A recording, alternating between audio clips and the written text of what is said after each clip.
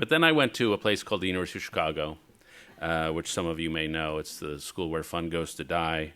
I think the other slogan, if I can get this right, is it's a Baptist school where atheist professors teach Jewish students St. Thomas Aquinas.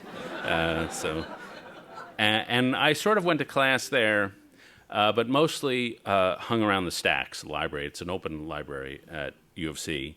And I hung around the magazine section. And I came to believe that small magazines actually do run the country.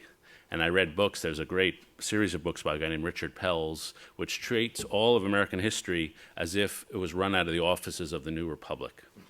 And I bought into it. And in some sense, I continue to buy into it. I cover politicians now. I try to interview 3 politicians every day. And I can tell you they're all emotional freaks of one sort or another. They have what I call logorrhea dementia, which is they talk so much they drive themselves insane.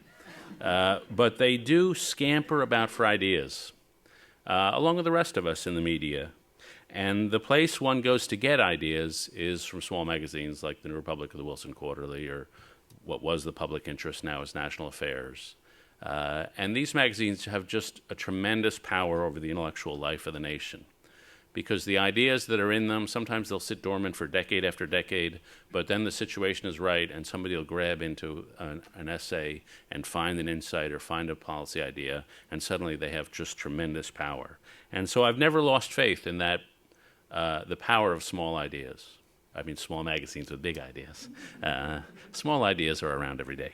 And especially, and this is where what you said just touched me, was the power of these intellectuals from, I think of it as the 50s and 60s.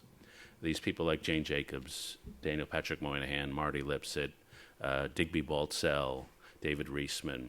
There was a golden age in American nonfiction where academics who were either high journalists or low academics, not specialized the way academics are these days, where you go into an academic press and there'll be a book titled The Power and the Glory, Basket Making in Amsterdam in 1437, hyper-specialized, or else the sort of horse race journalism that a lot of us journalists do. But in between these two grounds, the realm for public intellectuals doing big ideas with some intellectual ambition. I always like the title of Reinhold Niebuhr's book, The Nature and Destiny of Man. After you've written that book, you've covered a lot of ground, not a lot left for you. But the power of these ideas, which we're almost homeless now, because the universities do the high academia, Politico does the horse race. There are just very few places to find that. And the Wilson Quarterly is one. And frankly, I try to make my column one. I started out the column thinking that I would write a sort of a humorous column on the passing scene. I would sort of be an ugly Maureen Dowd. And I couldn't do it. She's cleverer than I am, so I couldn't do it. So my column now is essentially taking the nonfiction style of David Reisman, Digby Baltzell, and Jane Jacobs and translating it to the modern day. That's what I do. And I think there's some value of that, as I think there's value in the Wilson Quarterly.